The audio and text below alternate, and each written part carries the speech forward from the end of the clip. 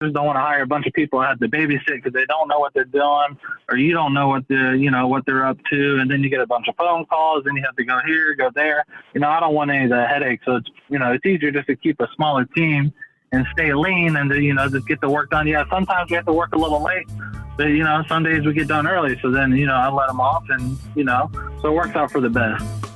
Welcome to the Landscape Cafe and part 2 in this series. Brought to you with support from Fort Myers Garden Service, maintaining and protecting business and residential landscapes. Visit fortmyersgardenservice.com or call 239-990-7494. Something that I'm learning as a young business owner is we have the opportunity to serve the needs of our community and to do that on a decent scale.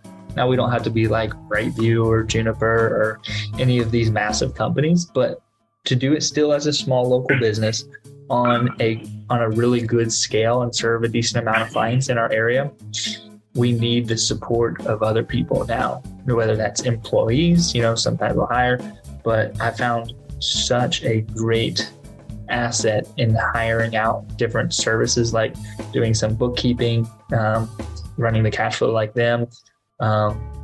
There's so much I'm learning to delegate, so that way I can in turn serve more clients, do a better job at serving them.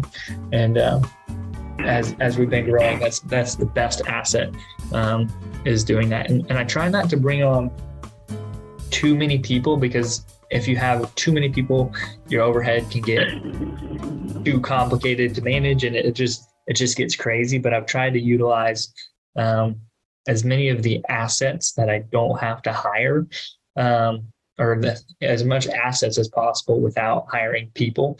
That way I can take care of the people that I do have hired even better, and then those assets can just perform really, really well for us. So, but that's cool, man. So tell me a little bit about your team. Is it just you right now, or you said you have your father-in-law helping you as well? Yeah, it's just me, my father-in-law, and my wife's uncle. So, basically my uncle. But yeah, that's all it is. We just go out, and they go out and mostly do all the mowing and maintenance and stuff. And usually it takes them to do the mowing and stuff. Usually it takes them about 3 days, maybe 3.5 days. I go out during those 3 days.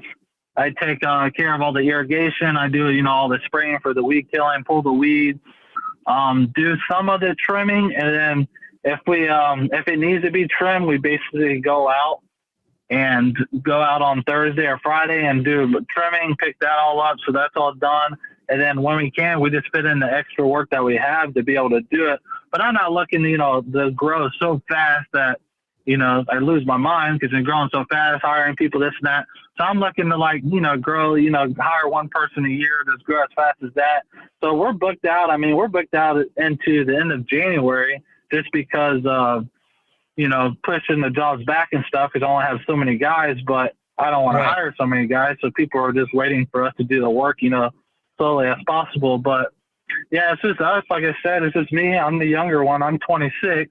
My father-in-law's in his 50s, uncle's in his 50s. So, it takes them a little bit of time to do it, but they like doing it, and they take their time and they do it right. So I can't complain. Nice. That's awesome, man. There's nothing wrong with being small, especially when you have a core team that you can rely on, because there's nothing worse than having a medium-sized team of a bunch of turkeys, what I call them, a bunch of people that don't really want to be there, just kind of looking around, wandering around. Man, that's to have a core group of guys is so incredible, because you can get so much done with that. And when they show up consistently, show up every day and do the work, man, you can't ask for more than that. And that's cool that it's family too. A lot of our business is family work in it as well. And it is definitely a blessing. It's very cool, because you can go home, and most people, they don't get the opportunity to work with their family. So they work more with whoever their coworkers are. They spend more time with them rather than with their own family itself. So it's cool when you get to throw in the mix some family members and get to know them a little bit deeper and work beside them. You Yeah, said you definitely. do. And like, but Oh, no, you're good. What were you going to say? no, I was just saying, you don't have to go out and check on every job. You don't have to go every week and check on every job. And, if you have people you don't know working for you, you never know what they're doing and stuff. So you don't have to go to I don't have to go to every job, checking on every job because I know it's getting done right. There's here or there, everybody misses something here or there. So, that's not a big deal. But I don't, I just don't want to hire a bunch of people that have to babysit because they don't know what they're doing or you don't know what what they're up to. And then you get a bunch of phone calls and you have to go here, go there. I don't want any of the headaches. So it's easier just to keep a smaller team and stay lean and just get the work done. Yeah, sometimes we have to work a little late, but some days we get done early. So then I let them off, and so it works out for the best. That is awesome. That is so cool. So you said you do some with irrigation. You do the maintenance for that? Yeah, we do maintenance. I've done a couple installs and stuff. I haven't really gotten in like doing the installs and stuff. I've had a couple home builders and stuff reach out to be able to do the irrigation and stuff, but I haven't really gotten into maintenance. Is pretty simple and stuff, but I haven't really gotten into installing them that much. We've probably done like 8 or 10 of them over the last couple of years, but I just mostly maintenance them and stuff like that. That's cool. So is that one of the things you enjoy more at maintenance those because you do that part, or do you just choose to do that because it takes up the less of the time so that way you're freed up to do estimates and other things? Yeah, right now, yeah, that's why I haven't really chose, because I just don't have enough manpower to be able to go out and do all the installs and then plus maintenance everything. And I got to maintenance all the irrigation on all the commercial sites. I do all the maintenance irrigation for all the residential clients. So that keeps me pretty busy because you'd be surprised how many heads break, how much stuff goes wrong with irrigation. So that keeps us pretty busy, just maintenance in it, much less installing it. Ah, that makes sense. So when say for a commercial property, you're at a bank and the little lady rolls up on the curb and breaks the sprinkler head, do you have to pay that, or does the pay for that in your contract, or like is there allowance in there for that, or do you get to bill that above and beyond your contract that you already have with them? Yeah, I get to bill them above and beyond. So if there's anything broke, basically I go in every month on our commercial sites and we do an irrigation test, and anything that's wrong, I send them an invoice if they want. I haven't had any time that they didn't want to fix it. So everything we do, it's just billed more than what the contract is, and that's just extra work on top of it. So, if one day they go in and there's a pipe bust and they need to dig it all out to fix it, or like you said, there's heads and stuff, you'd be surprised how many people run up on the curb, like you said, and hit the heads and stuff. And they replace it because they want the irrigation running, because most of the sites have floor tam grass and, they don't want to let it dry out and stuff. So, they pretty much fix anything that's wrong with it. That's awesome. And that's really good. I think a lot of people discount maintenance services because people are like, oh, you make more money doing installs. But yes, you can. But also the maintenance, it's there every day. If we go through a recession or whatever, people still need the grass cut. They're not going to stop that.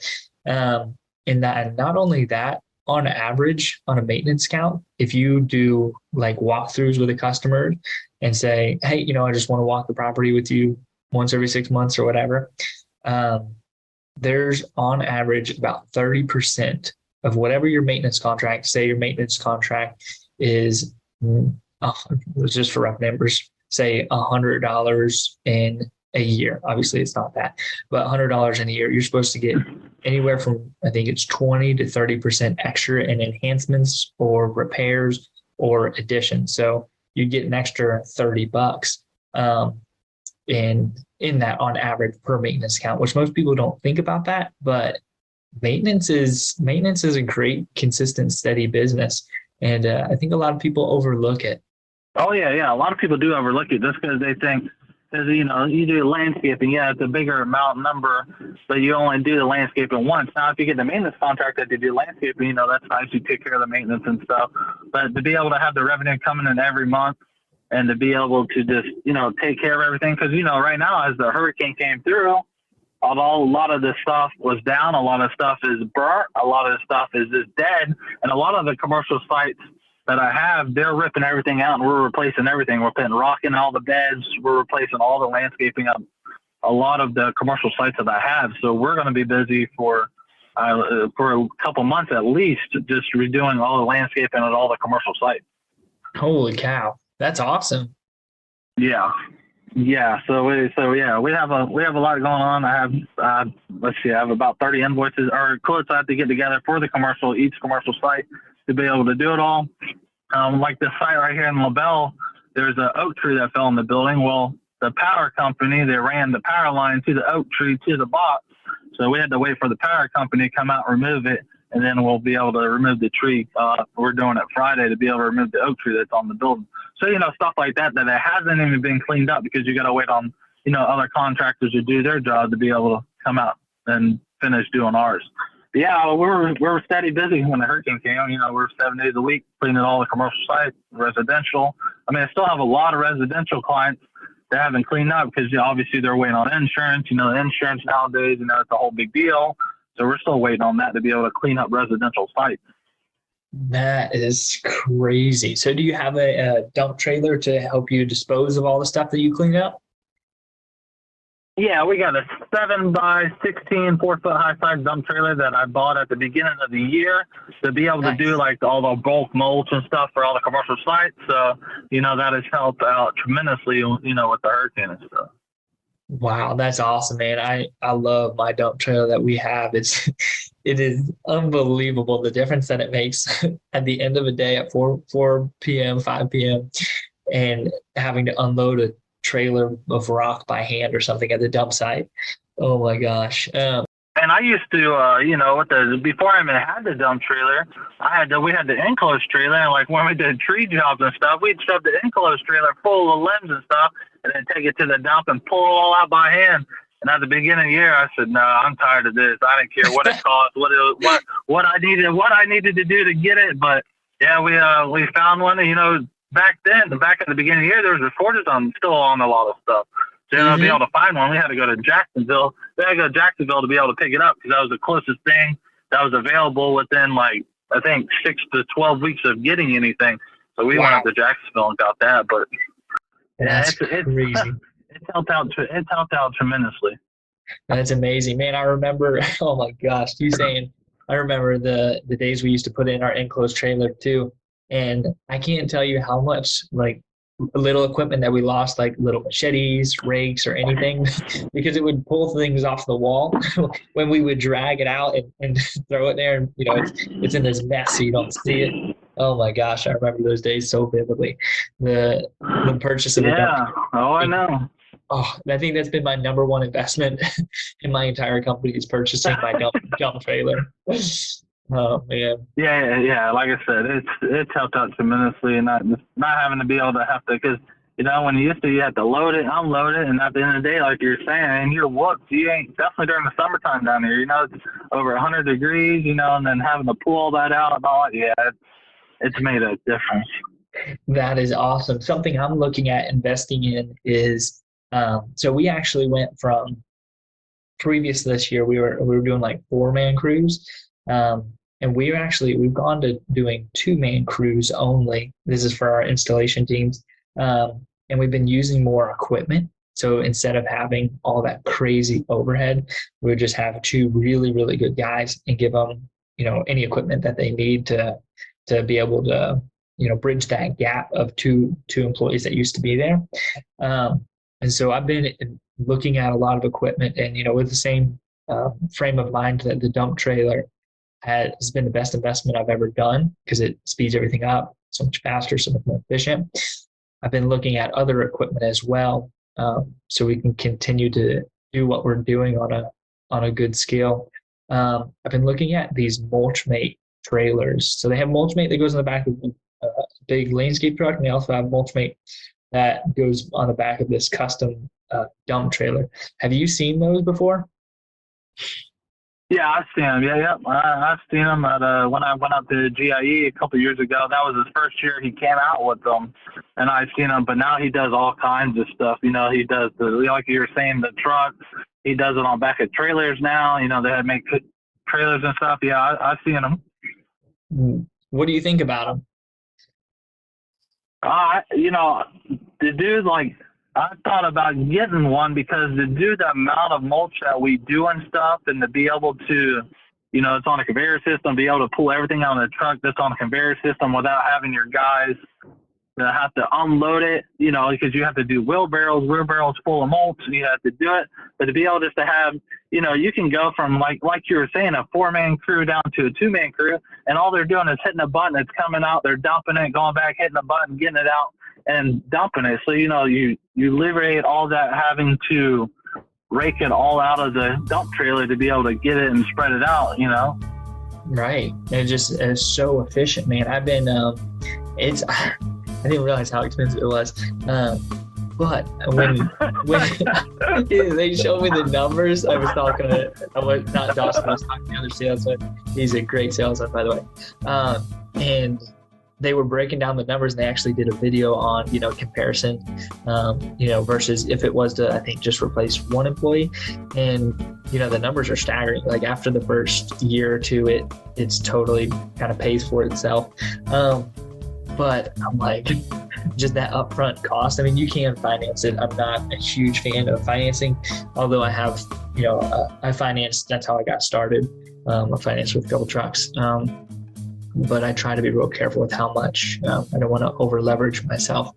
But it's incredible how expensive it is. But at the end of the day, it does make up for itself. And, just like any investment, up front, it takes money to make money.